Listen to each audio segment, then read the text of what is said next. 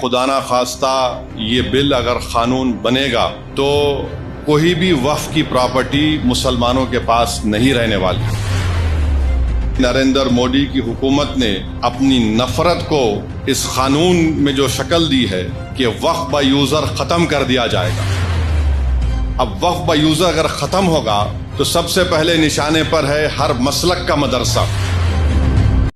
جو B J پی کی حکومت پورے ملک میں وقف کی جائیداد کا جو بل لے کر آئی ہے، میں صرف مختصر سے الفاظ میں اپنی بات کو بول کر یہاں سے رخصت ہو جاؤں گا کہ اگر یہ خدا نہ خواستہ یہ بل اگر قانون بنے گا تو کوئی بھی وقف کی پراپرٹی مسلمانوں کے پاس نہیں رہنے والی، سب حکومت کے قبضے میں چلا جائے گا۔ اور جس منصوبہ بند طریقے سے نریندر مودی کی حکومت نے اپنی نفرت کو اس قانون میں جو شکل دی ہے کہ مثال کے طور پر وہ کہتے ہیں کہ وقف با یوزر ختم کر دیا جائے گا۔ اب وقف با یوزر اگر ختم ہوگا تو سب سے پہلے نشانے پر ہے ہر مسلک کا مدرسہ۔ مدرسہ کسی کی ذاتی ملکیت نہیں ہوتی ہے، تو ہر مسلک کا مدرسہ ان کے نشانے پر ہے۔ بولیں گے نہیں، اب وقف با یوزر کا قانون سیکشن 3 کو ہم نے ختم کر دیا، اب ہم طے کریں گے کہ کون اس کا مالک ہے۔ دوسرا، حیدرآباد کی مکہ مسجد ہے، قانون یہ بول رہا کہ رجسٹرڈ ڈیڈ لے کر آؤ آپ۔ تلنگانہ میں 33,000 کے قریب وقف کی جائیداد رجسٹرڈ ہے۔ 90% ان جائیدادوں کے پاس کوئی رجسٹرڈ ڈیڈ ہی نہیں ہے، کوئی رجسٹرڈ ڈیڈ نہیں ہے۔ تو حکومت بولیں گی دیکھیے اب آپ کے پاس رجسٹرڈ ڈیڈ نہیں ہے، وقف با یوزر ختم ہو گیا، اب ہم اس پہ قبضہ کر لیں گے۔ قبرستان ہے، قبرستان کے کوئی کاغذ نہیں ہے۔ خانقاہیں ہیں، کوئی کاغذ نہیں ہے۔ درگاہیں ہیں، کوئی کاغذ نہیں ہے۔ کیا ہے؟ وقف با یوزر ہے۔ اگر وقف با یوزر چلا جائے گا تو یہ سب ختم ہو جائیں گے، اور نہ صرف یہ ختم ہو جائیں گے بلکہ خدا نہ خواستہ جتنی مسجد کی کمیٹیاں ہیں اس میں بھی وہ لوگ بولیں گے کہ ہم بی جے پی کے لوگوں کو کمیٹی کا ممبر بنائیں گے۔ آپ نماز پڑھیے، اس سے آپ کو کیا کرنا ہے؟ اور یہ بل میں یہاں تک لکھا گیا ہے کہ اس اگر وہ قانون بنے گا تو اس کے رولز بھی نریندر مودی دلی میں بیٹھ کے بنائیں گے۔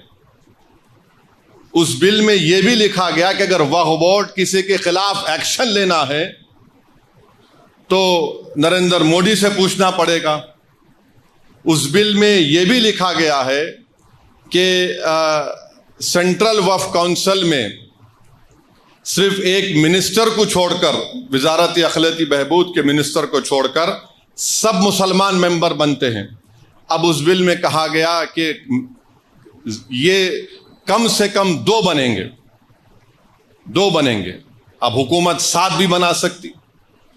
ریاستی وقف بورڈ میں تمام ممبر مسلمان ہوتے ہیں، تو نریندر مودی نے کہہ دیا کہ نہیں، صرف متولی کیٹیگری کے اور منسپل کارپوریشن کے جو پنچایت کے لوگ جیتتے ہیں 3 یا 4 بنیں گے، باقی تمام کے تمام ہم کسی غیر مسلم کو بنائیں گے۔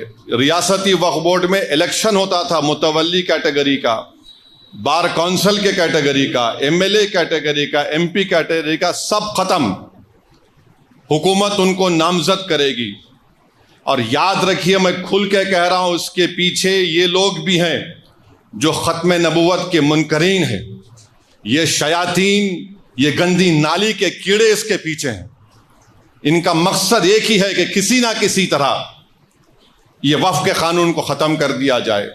تو اس میں بہت سی شیطانی طاقتیں ملوث ہیں، اور وقف کا ٹریبیونل ہے۔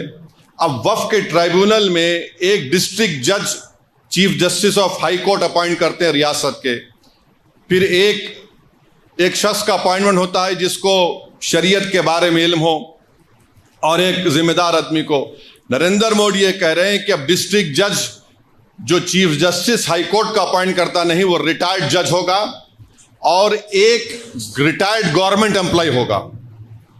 میرا جو مشاہدہ ہے، جتنے گورنمنٹ کے اس طرح کے انکوائری کمیٹیز بنتے ہیں جس میں ریٹائرڈ جج ہوتے ہیں، ایک ریٹائرڈ گورنمنٹ کا سرونٹ ہوتا ہے۔ مثال کے طور پر برسوں پہلے مفتی غیاث کو معلوم ہوگا، 1996 میں تالاب کٹے میں ایک فائرنگ ہوئی تھی جس میں ایک معصوم عورت فرسٹ فلور پہ تھی، شہید ہو گئی تھی.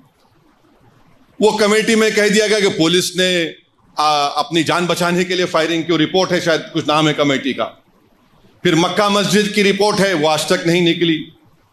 حیرت کی بات یہ ہے کہ کلیکٹر کو یہ پاور دیا گیا کہ یہ قانون بننے کے بعد جتنی بھی وقف کی پراپرٹی ہے، اگر کوئی شیطان جا کے بولے گا کہ نہیں وقف کی نہیں ہے گورنمنٹ کی ہے، تو کلیکٹر انکوائری کا آرڈر کرے گا.